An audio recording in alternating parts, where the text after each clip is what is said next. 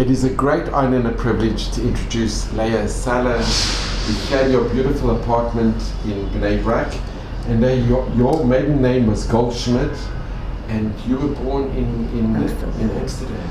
Could you mention a little bit about the origins of your family, your parents? My father, Israel Goldschmidt, was born in Halberstadt, Germany, to his parents, also German of course, great people. His father was a pupil of Harab Hirsch. It already shows you what kind of orthodoxies there were. My father studied in Frankfurt in Yeshiva of Rav Yosef Breuer, that got married when he was 32 years old to my mother, born in Holland, Pachter. And since then we lived in Holland until we were evacuated. And what year were you born in? I was born in Amsterdam. In what year? Daarvoor studied ik daar in 1934. In Amsterdam. And do you remember growing up in... I went to school. A Jewish school? Yes, a Jewish school. She's 10 years old. My mother was a teacher in high school. She taught 4 languages: English, French, Dutch, and German. And whenever it was necessary, when some teacher didn't turn up, she also substituted for Jewish subjects. And quite a few Dutch people who became frum because of my mother. Maybe you know Aronson in Westerbrok. They are one of my mother's doing. Just because of her. She told me that his father one day met her Friday afternoon in Amsterdam, and he angrily said, "Because of you, I can't drink my wine in a cafe Friday night. I've got to listen to Kiddush, and my sons put water next to the beds in the morning to wash their hands, all because of you." Well, we're very proud how because of you that there's Aronson. You must know them from Westerbrok. And she was a teacher there, and my father was, I think, together with family Serui. You've never heard about them. Chabad, because he wrote a very interesting book. They had the same nissim, the same miracles as we had. They were also exchanged from Israel to Israel. You can hold with that book, you'll find a lot of information. And they worked together. And then one day, on Erev Sukkot, I had to meet my father somewhere in Amsterdam. I don't remember why. And when I came home, my mother told me he's been arrested by the NSB. NSB were Dutch Nazis. Now, I'm not sure, but almost, my parents never talked, but people told me that he helped somebody, or more than somebody, to flee to England, because England was never conquered by the Nazis, and because of that punishment, he was arrested in Holland, in some Nazi prison, to be sent to Westerbrok, to be sent to Auschwitz. By nissim and applause, he was saved, and it appears here. But that's a miracle upon itself. We'll talk about it later. At any rate, he was in this prison, and we were 2 sisters. My sister and I, we were no more. And one of my aunts worked in Amsterdam in the underground against Nazis. One of her specialties was to hide Jewish children with Goyim.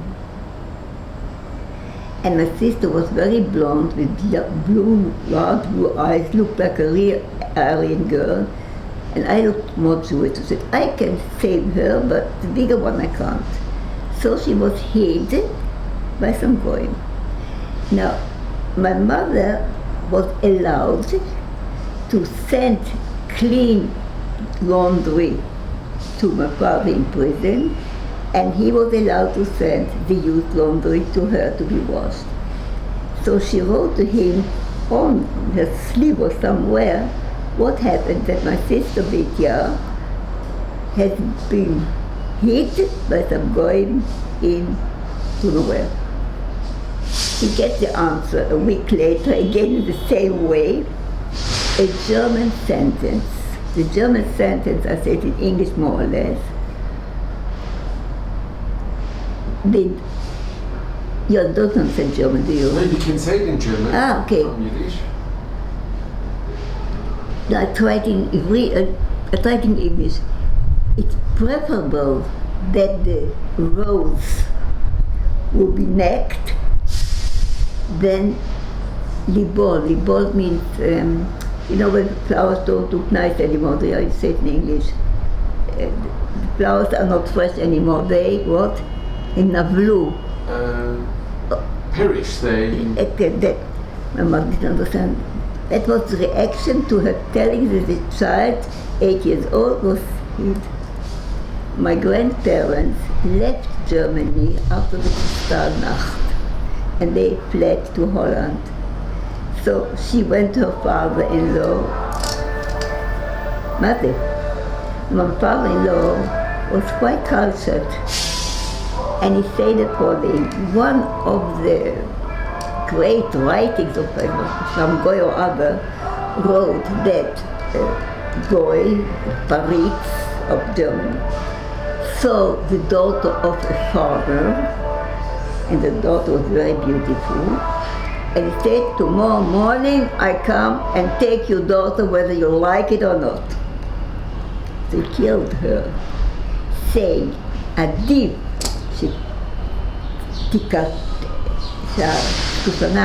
תיקתה מה שעשיתי בול. So Mama said, so what? So what? She said, take the girl back from the goyim. My grandfather, he understood the message. Well, her husband said, take it back. She came and they promised my aunt who sent her, she will never go to any church, no criticism, no Christmas, no nothing. She came back with a purse with money. She was 8 years old. So Mama said, asked about that. That we got for some Goy Shechov, I don't know, Christmas perhaps, in the church. They did take it.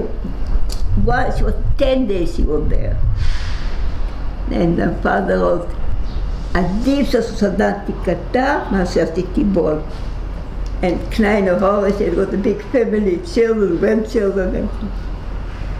My father in prison, my mother at home.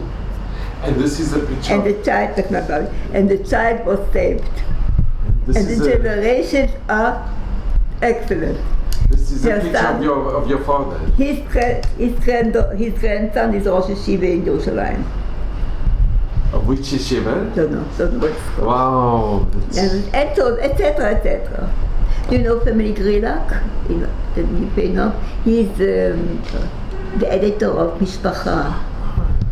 Okay. Grilak, Moshe Grilak, one of his mechutonim. So, this girl was saved. Unbelievable. That was my father. And then something else to tell you about my father. One day we were on Eretz Yisrael. I was 13 years old. And it was Erev Pesach. They cleaned out his drawer for Pesach. Finding a get, a divorce between my parents. I didn't tell my mommy anything, and I waited for him in the evening to come home. Papa was that. So he explained to me, when David HaMelech went out to this or the other war, all of the soldiers in his Sava gave get at night to their wives, in case Khalil to come back. So my father went to the Rabbanut in Holland, when he was still free, and made a get at night.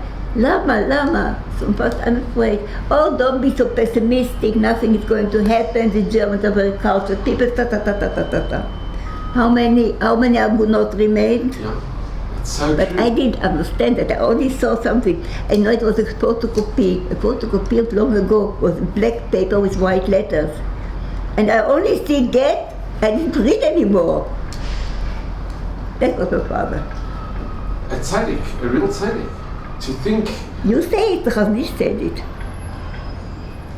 Two people came, one of the mashbak, you know what's mashbak? One of the nearest people to the Chaznish came to my father's levaya. So one of my sons, cheeky young man, 18 years old, why did you come to my grandfather's levaya? How do you know him? He said the Chaznish said about him, he's down in his minion. He's a real Yerei Shomayim. The Chaznish said, what I did, he said. So that's how my sister was saved. That's incredible, because if she would have stayed in that family, one doesn't know what would have happened. No, what she would have come from her.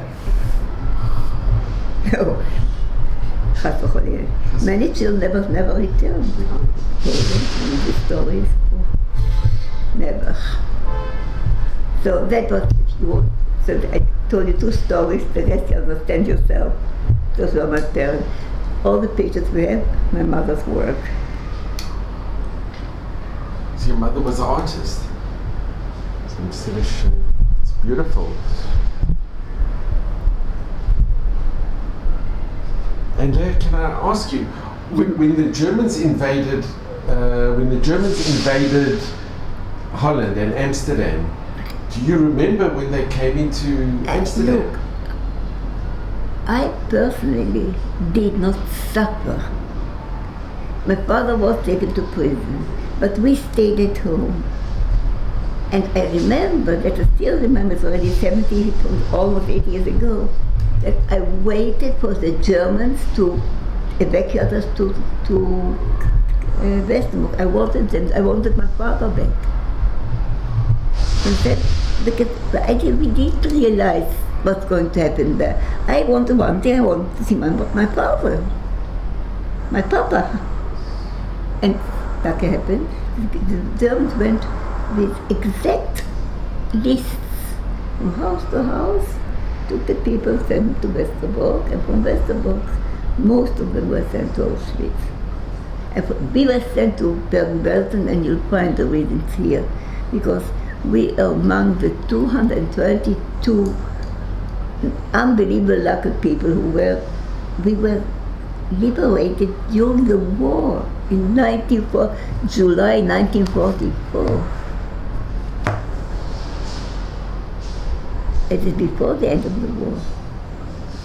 We came here when it was the English Mandat, the British Mandat. So can I just ask, when were you taken to Bergen Belsen? We were taken from Westerbrok to Bergen Belsen. And when did you go to Westerbrok? And to be sent later on to Auschwitz. And then this happened. Can I ask, when did what I remember, from Westerbrok, we didn't really suffer. Men were in one camp, we were in the other with the children, and every day dinner time my father came, could see us, he saw us with 1 hour in between. Westerbrok was not murderous. How old were you when you went to Westerbrok? 10. They didn't the bad point of the Westerbrok was that people were sent out to Bergen Belsen to Auschwitz, linear rector, yes, here. But to say that we as children suffered terribly, I can't say. And were you with your mother and your sisters? My sister and my father, we saw them daily, every day. And what did you do during the day? Apparently there were some young women who learned with us or something, because I remember sitting and reading and learning. I mean, my mother was also working for the Nazis, whatever they told us to do. And the appels, mifkat every morning in the snow and in the earth, was the same as everywhere. But of course we were not free, but to say that we are afraid that we won't wake up in the morning, one thing I remember, it was terrible.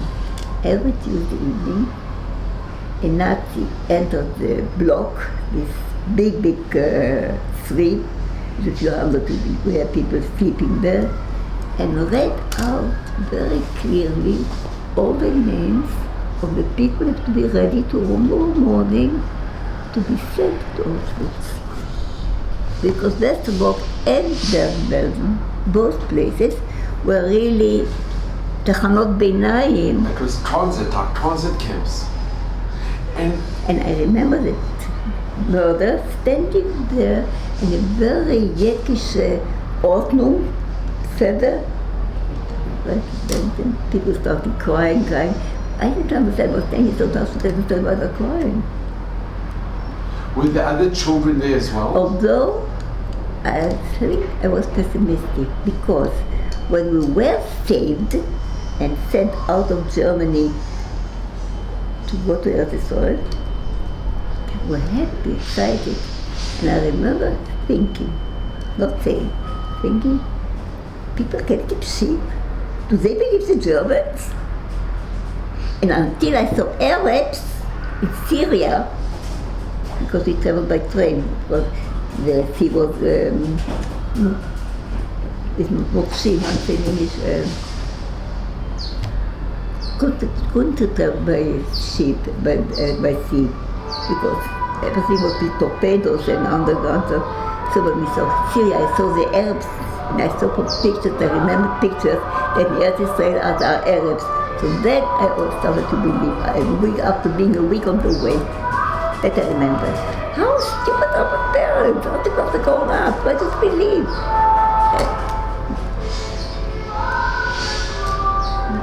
But the miracle occurred. We came here, it was still the Mandat Angli. We were again imprisoned in Athlete. But Lea, can I ask you, before coming here, because it's very... Then when one day we were sent together with my father, by all miracles, I don't know, by really unbelievable miracles, he was not sent to Auschwitz. He was supposed to be sent to Auschwitz because apparently he helped people to flee to England. That means he was in the Strafbarak. Straf means punishment. He was in the prison.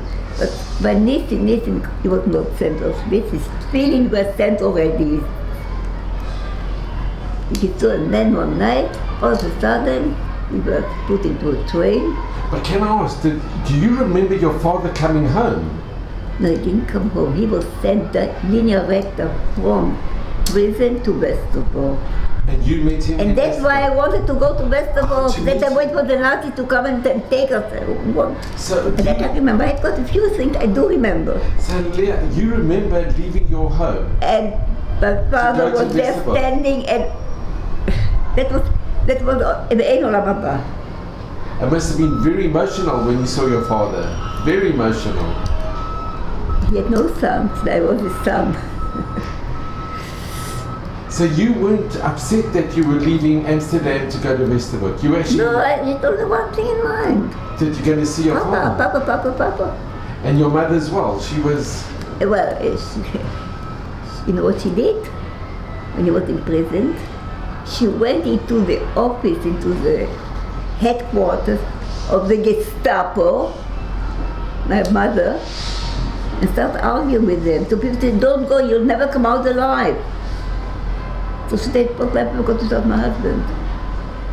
But they sent her out. But she went and tried to argue with them, and she did everything she could.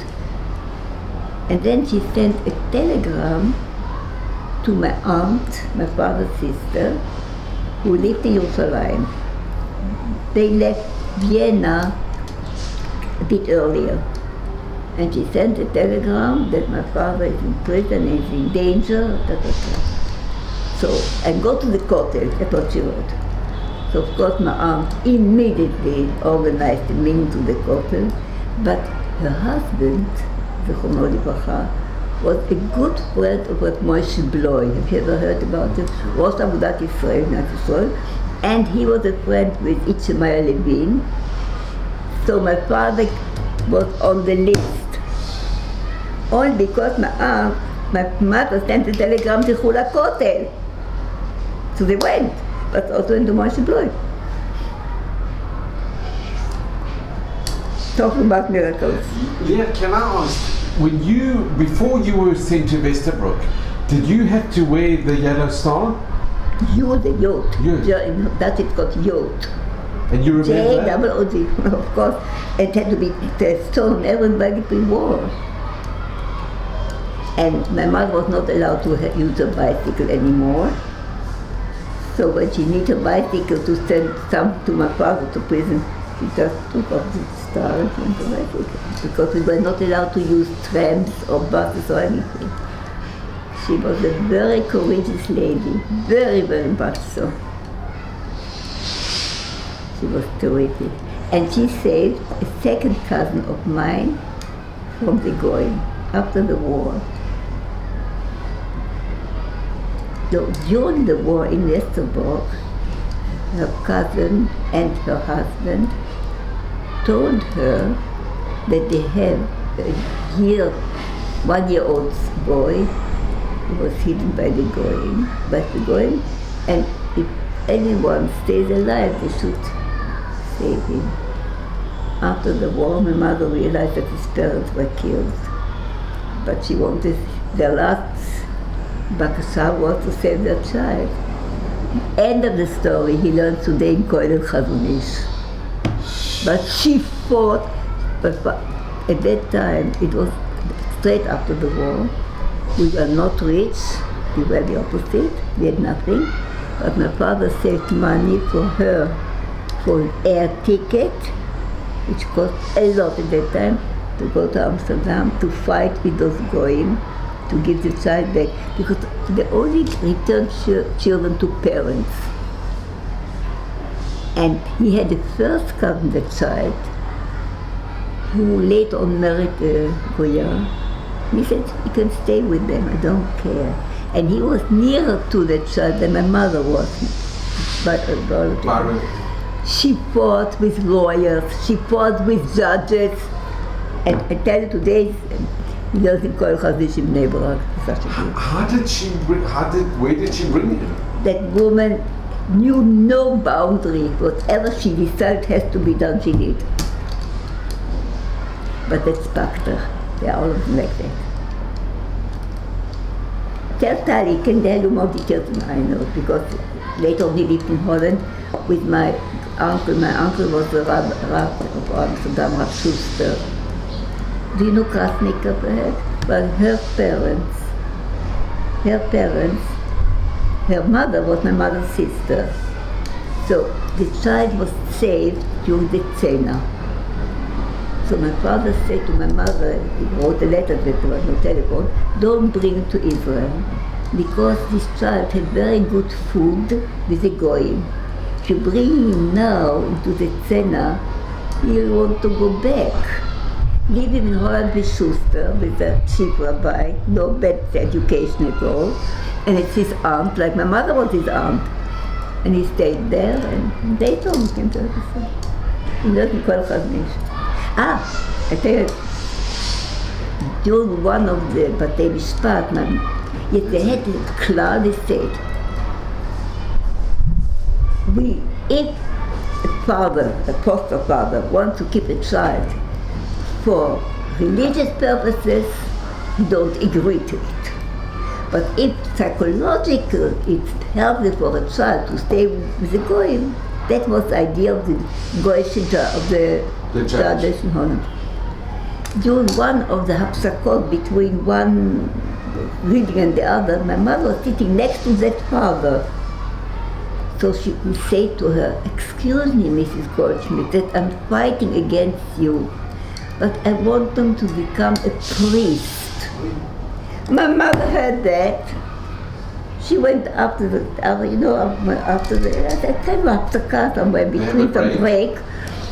She went into the court again, and Mr. X said so and so. If that is not for Christian purposes.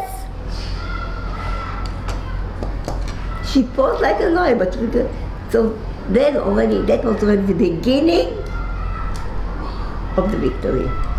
This poor man never made a mistake. He wanted really to excuse himself. And she immediately caught on. She didn't answer him, but she caught on. And he was too stupid to deny that he had said it. And that changed his whole life. My mother was a fighter. You must be so proud. It was children learning Koil and you see with grandchildren. That is That's enough of it. Yeah, it's incredible. Incredible. Tell us, how long did you stay in Westerbrok? I think half a year, plus minus.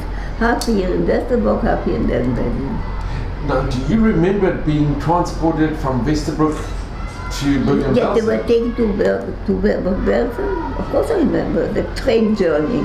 Was it terrible? No, it wasn't like they did to Auschwitz. It was not that bad, but of course it was like a cattle, coronat, of course. I don't we went together, Papa, Mama, my sister. I was too young, or I was pessimistic, because if I thought that my parents are stupid to believe the Germans, it means I was pessimistic. But I was too young to realize each step.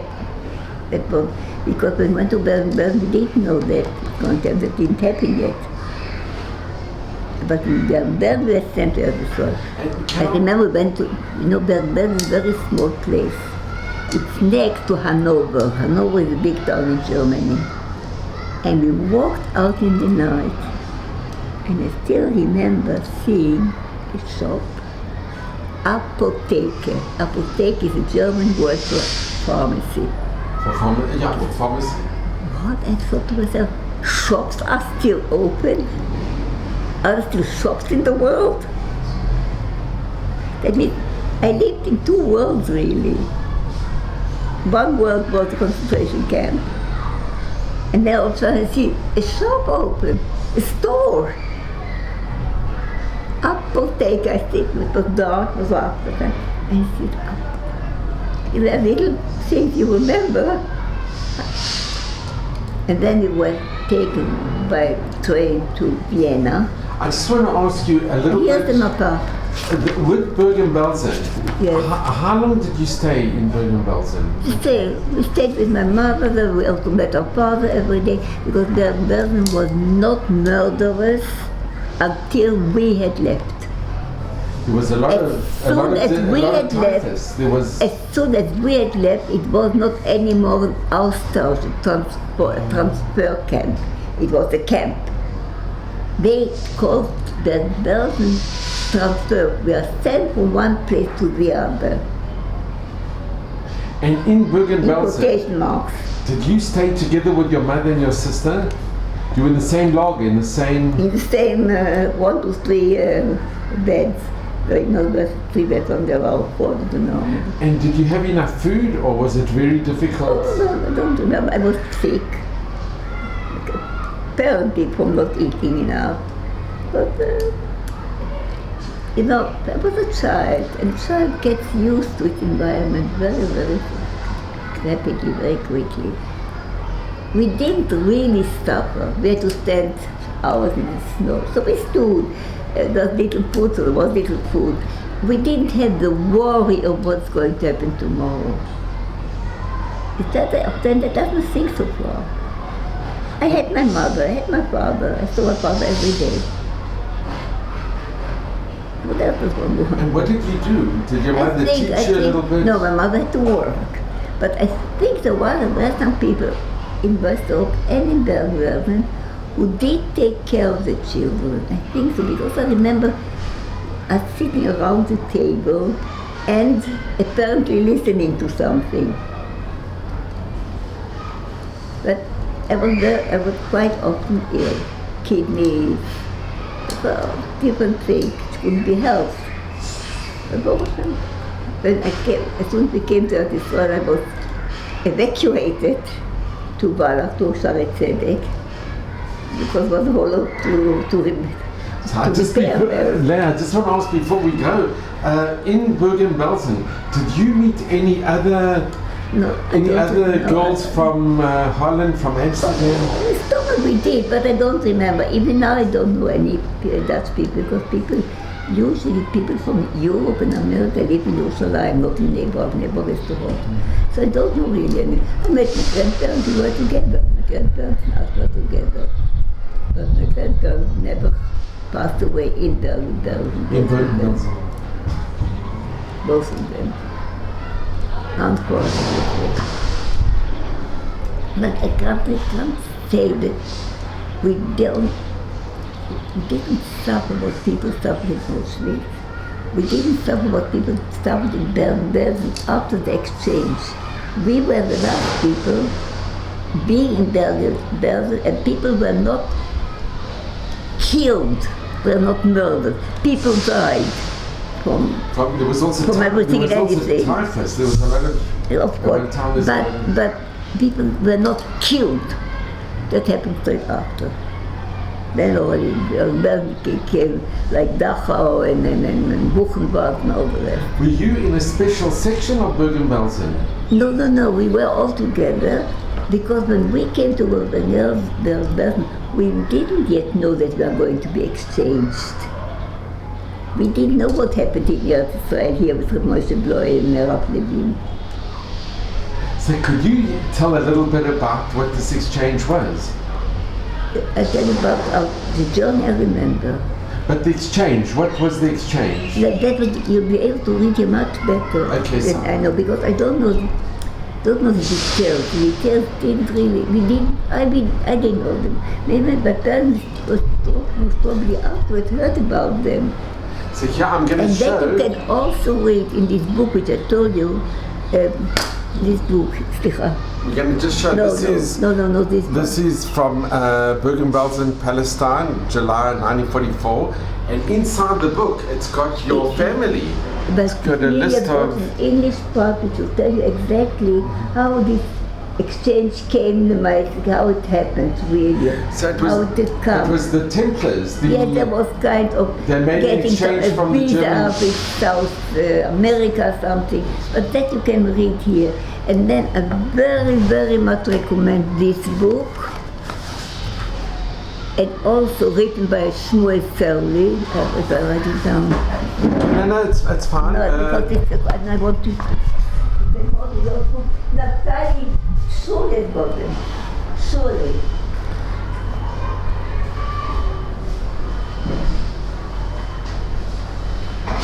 Here we have... Get in touch with Naftali. I tell you those two books, 100%. Like I'm sure that it's got a sauce. I write down the names of those books. One is called Motzi Astsirim Bakosharot. The second one is called Od Yesupar. נכתב by Yona Emanuel. And this was written by Shmuel Serli. Now the difference between the two is that Yona Emanuel was in Bergen Belsen till the very, very end. And Shmuel was redeemed together with us. He was also exchanged.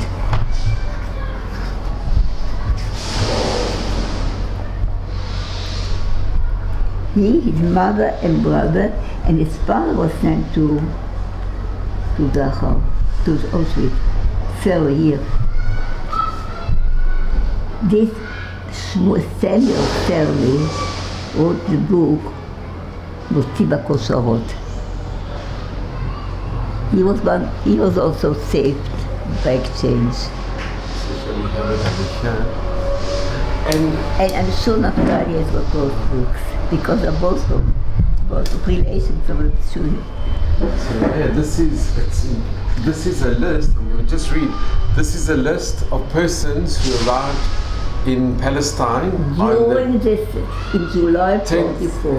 10th of July 1944, an exchange scheme, and that is that there were Templars, German Templars living here, and they exchanged them. Templars. The Templars, the German Templars. But they wanted to go back to the fatherland. Fatherland means to the homeland, to help them in the war. And so do you know how many were on the list? How many? I think two. I think so. You've got an English version here. You can take it and find a way to send it back, I don't mind. So it goes up, the list that they have in the book, it goes up to 282 to 282. But not at the end there was a difference of 60 people. And 60. There were 282 Germans, really, you're right, but they only sent 222. And Lea, do you know if your family got a South American visa? It's some South American something, Peru, Uruguay, Paraguay or Uruguay? Yes, something like that, but it didn't help all the others, only helped a few people, and we were among them. You know what the miracle that is? How did they get the visa? Don't know, took us out of here, out of 6 million people. And in Bergen Belsen, did you know, or did you ever meet with Hannah Goslar? Hannah Goslar was Anne Frank's best friend. No, I don't. I was a child 10 years old. Don't forget one thing, the grown-ups, when they finished their daily work, they were so tired and they went to sleep. They worked very, very hard. There was no connection with other people. Everybody tried to survive. And every parent picked up his own children. So those great people, those people who were later unknown because this or that or the other reason, we didn't have any connection with them. I had my aunt and uncles in Bergen Belsen, I had my parents in Bergen Belsen, my grandparents in Bergen Belsen, but I was everywhere. It turned out one my sister. So that. And Lea, if I can just ask, if you had to compare Bergen Belsen and Westerbrok, Westerbrok was better. It was better. There was no German discipline. Dutch. I learned German only in Bergen Belsen. That's why I learned to speak German. Not in Westerbrok, Westerbrok was Dutch. But there were plenty of Dutch people who were Nazis. Plenty of them. It's so sad because there were those Dutch that risked their lives to save Yidden and to hide Yidden. There were good, righteous Gentiles, but there were also the informers. Holland had a very good name, but they were not less anti-Semitic than the Polish people were. There were also those that for 1 pound of sugar, they were willing to sell every Jew here to sell. No worry. There were not any better. And there's something else. The Kehillah in Holland was not large. It means that by number, not so many people were killed. But in Achuzim, in percent, it's one of the highest. Not one of the highest, the highest. The highest percentage of murdered people during the German war were the Dutch people. Not in numbers, but relatively the highest number. Not long ago I was in some of the newspapers. Unfortunately, in Lithuania and the Dutch people helped them. I tell you, for 1 pound of sugar, for a few guilders. Why not? Sad, so sad. Plunder their houses later on, and so what would happen? And the house that you had in Amsterdam, after the war, did the house still exist, or? No, it was called the poor district, so they knocked it down and they made new buildings. And they made new buildings. And Lea, can I just ask, the day when they say that you're going to be leaving Bergen Belsen, I was not excited at all. I don't believe them. You weren't excited? I didn't believe them. You didn't believe? Although I'm not that pessimistic at all, but that, I was so used to the idea of every week really hearing the long list of Auschwitz, etc. That was our life. So something didn't fit in. So I believed when I saw the Arabs with their kafiot. Then I believed. Only then. So what happened on the day when they said that you're leaving? Do you remember what happened? quite sick. I don't remember. I remember, where were we exchanged? In Turkey. Why in Turkey? Turkey is divided, European Turkey and Asian Turkey. Well, how is Turkey divided? By the Bosphorus, we were on the ship. We were on the ship, on a ship, waiting for the Templars, and the exchange would take place on the Bosphorus in Turkey. But I never remember that we entered the ship. I only remember waking up after a long faint. I saw my father sit next to me and crying. I got conscious for a few days. But why? Because we didn't have anything to eat. But it didn't bother because that's how we lived. And then later on I heard that I was sick and my parents were born, but I didn't experience it. I woke up on the ship. I felt something moving. I saw my father crying. And then we were again on the train, and we came via Syria, Lebanon. And do you remember leaving Bergen Belsen? Do you remember leaving the camp? I don't remember the actual exit, but I remember Hanover, which was the first stop going on a train and not on a cattle train. I still remember the train. There were wooden benches, Machlaka Gimel, Dalet, I don't know what. That was our train, full with people, of course, 22 people. Some people had seats, some people didn't have. And everyone was allowed to take his clothes or whatever he still had. And my father took along the only thing he could take, because that already weighed, was a small Sefer Torah which he saved in different concentration camps. And one of his works was to clean out an old or not used anymore concentration camp, where he took two things only. He hid a Sefer Torah under his clothes and a shofar.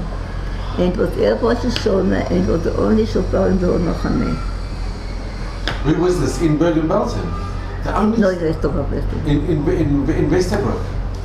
And he kept his Sefer Torah, and then he gave it to the Minyan in Shari Tzedek, because it was apparently a Sfaradi Sefer Torah, Portuguese. So he managed to bring it. He bought it and he gave it to the Minyan in Shari Tzedek, in the hospital. And they still have it there? Probably. And the shofar? He kept the shofar? At home, he knew how to blow. And then he gave to one of the children, and then eventually to one of the boys. I've got 9 boys. And eventually, so far it doesn't exist eternally. Did he blow the shofar in the camps? It was the only shofar in the whole, not in the whole camp, but where we lived, there was no other shofar. And he had saved it. I remember the name of the camp, of that camp, Barneveld it was called. It was a once years ago used concentration camp, and then they liquidated it, no more, and they called the German prisoners to clean the place. And there he found the Sefer Torah, found the Sefer. It's incredible. Wow. And Lea, I just want to ask, because this is historic. When you went on the train via Syria, When you went on the train via Syria and then Lebanon, and you came into Eretz Israel, how was your reaction when you felt that you Not very good, you know why? Why? This place at Leith was surrounded, I don't know how you call it in Hebrew, Stacheldraht. They had barbed wire. How? Barbed wire. Exactly. What do you think? So the British put you straight into Yes, because the British didn't want Israelis. It was still under the British mandate. And maybe we were sick, and maybe I don't know what, so they kept us for a whole week. So that was, I still remember this מה קורה פה? Again, this barbed wire. That's what I remember. I don't remember what it looked like. I tell you, I was sick. I was quite sick at the time. It took quite a few weeks that I was in Shari Tzedek to return to health. I don't think I lived it so much because I was too sick to read it. What I remember else is that in Vienna there were Negroes, I don't know why, and they gave us dried fruit, and my mommy said, don't eat it, because we were starved, and if you eat dry food, that I remember those Negroes, I remember, and I remember the Bosphorus, and then I remember the train. I don't remember the minute we drove into Israel, but I do remember the Arabian countries, and they were so poor that it was shouted bakshish, and the Germans in Vienna gave us bread for the way. And then my father, when he thought that we were reaching to his road, he threw out the bread because patakum. As long as we didn't have anything else, we ate it. But if we are already in the next 30 so we can wait now 24 hours. This was my father.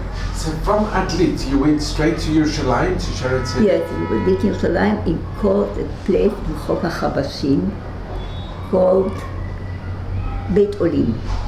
Beit Olim was really a building divided in 2 floors. We lived in the cellar, and upstairs were the Yaldei Tehran, if you know what that means. Now I know what was done to them, but I remember those children. And they were playing around fully, and we were in the cellar. The cellar was always wet, and there was very near to this Beit Olim Eritrean Minzar, how do you call it in English, Minzar? No, where the nuns live. Where, sorry? Nuns, but a convent. We did. And I remember one day seeing such a nun go leaving the place.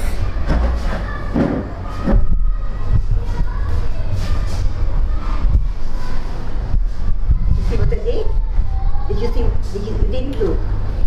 She goes out, and I was standing there because we weren't standing. Wow.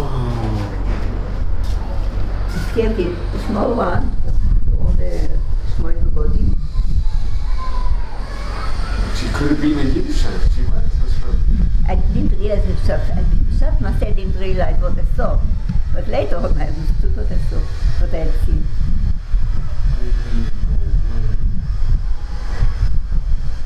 There was a convent of, I think most of them were dark girls, Kushiyot, or half Kushiyot. But there were some white nuns, and I saw one of them. You saw one kissing me. And I didn't realize what I had seen. At the time I didn't realize. No, I didn't realize. Later on I did. I also didn't know that it was a Minzah. But later, when I started to remember the place, etc., the place where we were a few months, and then my father found work in Tel Aviv. And we were still in this Beit Olim, and he came home once a week. And then they decided it's no good, he's there and we are there. And Tachbura in Tel Aviv, Yerushalayim wasn't near them. So decided to look for a flat, and the Sochnut, which was, gave him a villa in Bat Yam.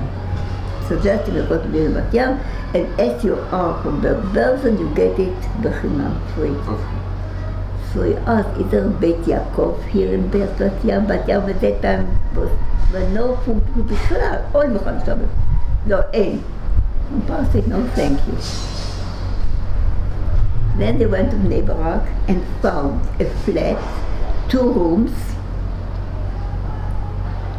every month paying rent till the last day of their life, and not accepting that villa in Bat Yam because there was no Beit Yaakov. And Lea, you mentioned that your family never took Pitzuyim from Germany. No reparations. That's a shita.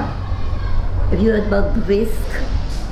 That's shita brisk. And my father, that's very interesting. He once told me that his father told his children, my grandfather told his children, wherever you go, wherever you come, we never know where we are going to land at, always stay on the Jewish right side of the Kehillah. So Brisk was at that time, before the Chazanish, Brisk was extreme.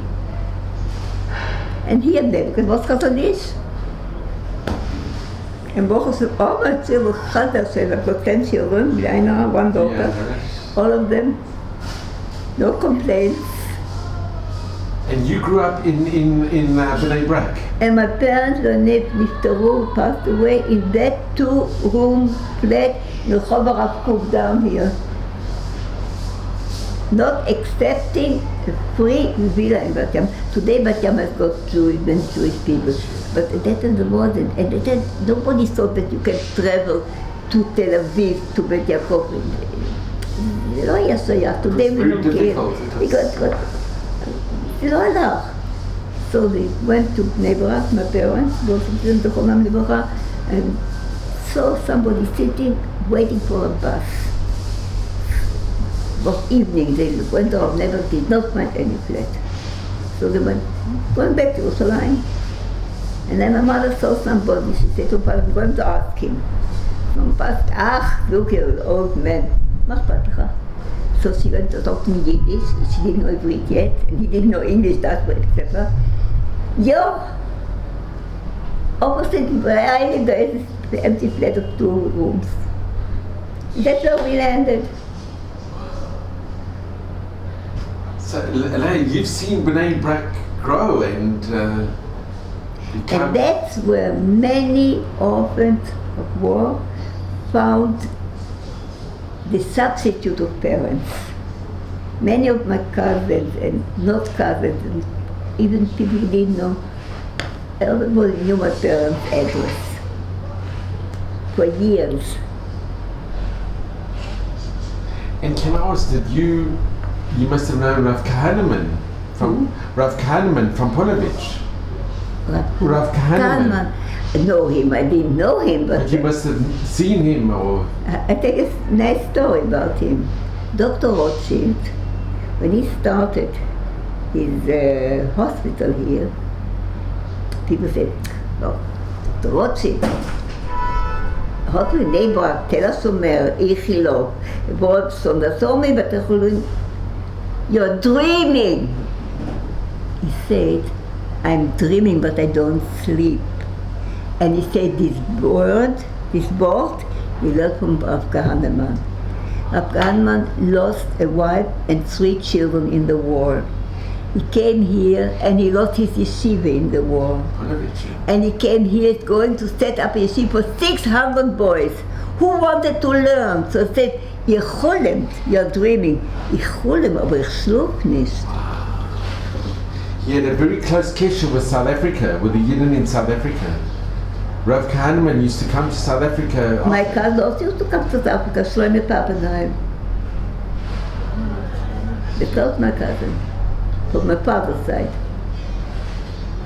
His mother, she went to Reb Moshe Bloy. His father went to Reb Moshe Bloy with the telegram.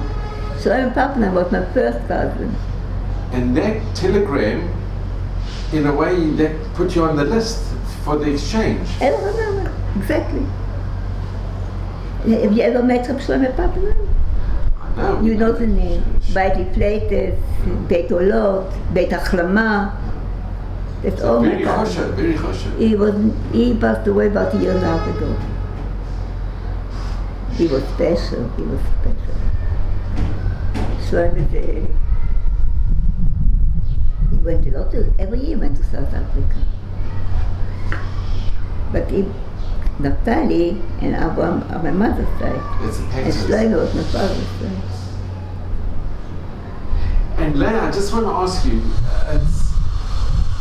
your emunah, you always had emunah. You never... No, I didn't. But I saw people being happy going to church, so I didn't believe it. Who believes Germans? Who believes Nazis? But I grew up in a very religious... And I had a very religious husband. So all my boys learned in English. All boys graduates. But all the years, you always had Emunah in Hashem. Who else? Absolutely. Who else can you have Emunah in? Because, you know, worried, we never worried. We were not rich, and so, you know, everything went smoothly. But כל מן דוד רחמנא לטוב אביד. Whatever הקדוש ברוך הוא does, is for our good. You don't understand. Do you understand 6 million people? We don't try to. We don't try. You can't. You're not supposed to. I read a story, incredible, unbelievable. A woman was tortured by a Nazi in Auschwitz or wherever, and she survived. So people asked her, how did you survive Auschwitz? She said one day a Nazi, as she was, maybe she was praying or something, the Nazi saw it. And he shouted, do you still believe in your God? Ta, ta, ta, ta, look what's happening to all your Jews. And he started cursing. So she said, do you understand it? He said, I don't understand, I don't have to understand. If I want to understand what's going up there, I'll be taken there. This Nazi, from that day on, he took care that she should live, not live happily ever after, but he didn't let her die. That's how she survived. Because he told him, if you want to understand why it's happening, to take her there, then you will understand. She did. Yet the Shaliach was the Nazi. Man, you are amazing. Now, can I ask you, what message can you give, or do you give to your grandchildren and to the next? What message you mean? What message, what answer, what advice do you give? They are much better than I am. No, but what advice do you give to your family if they ask you for your... They don't ask, they have it. Both of them that were born in Westerbrok and born and bred in Westerbrok. And they got the same education as I got. And they had a wonderful, wonderful, wonderful father who went exactly the same way, so no problem. But if somebody would ask you, you've gone through so much and you've seen so much, well, what advice? Here's the answer. You know, you've got all these Sefer Kodesh, all the Gemorahs, and it's such a beautiful home. These are not Gemorahs, and I have to say, I'm not going to sell them to anybody. Those ones, Vilna stuff. These are the original Vilna Shas. Yes, sure, and sure. I'm not going to sell it to you, but father-in-law won't stay here. I'm just going to sell it. And this is the answer. This is the... That's the answer, Mama. Wow, Baruch Hashem. Lea, I just want to... I met our Satkante, the one who sent me here. I met her at the wedding of one of my sons, who has got 13 children, and all of them go in grandfather's way. Lea, I just So you ask me what can I say? I mean, that's what I say. So Lea, I just want to thank you. I want to thank you from the bottom of my heart. There are no words. Why? Because there are no words. Your story and your family and what you went through, and you're an inspiration. I can't tell you anything bad. You know, one day we had, I taught at school, and Father Chinuch, one semester, they had to learn about the Shoah. And they finished learning before Pesach, they finished the material. And just then I was sitting Shiva on my father. So of course all the teachers came and I told a few stories. You must speak for the God, because it was the end of the semester, and then they asked for some people to speak. I said, I'm sorry, I can't speak about the war. I'm not going to speak of anything better. I can all tell you all the miracles. And then look at the nissim that you had. That's exactly what I told them. Exactly. I brought along a matzah. And I told them that since the you see, at Bergen Belsen, every year my father kept one whole matzah. That Chalila v'chas something again will happen. He won't have a matzah, that he will have a matzah of Lea Saller. And then bought every year, at the end of the year, Mr. Chametz, he burned it, and again next year, he had matzah, and Chalila v'chas it shouldn't happen again, that he will Lea Saller have a matzah. That I showed him, etc. Well, Lea, I am so grateful. So you asked me what I tell my children. I don't have to tell them anything, they lived it. But They learned it. you should just be at Mavis You room. know Mrs. Heller, don't you know? No. You look at the fair. It's the same thing. Happy, religious, ehrlich, optimistic. Well, To thank HaKadosh Baruch Hu for everything. Every single day to stay Modim, on Shabbat Nishma. well, I want to thank you really so much, and you should just have I hope that at in Mavis somewhere or room. other I satisfied whatever you wanted to It do. was I feel unbelievable. bad because I can't give you any historical, but here you've got them. You can give it this Naphtali, and you got it in German. Lea, you know, I just want to mention, hearing you speak, and being in your presence is such a zchut, it's such an honor and a privilege, and I'm so grateful. Oh, don't be afraid. I'm so grateful, and you should just be Thank you well very much. at Thank you Mavis room with all of Hashem's blessings Thank you and very much. Mazel Brocha and Oh, nachas from your children and grandchildren. The same to you. Thank you so much, Lea. Lea, really, thank you so very much. But if you can get hold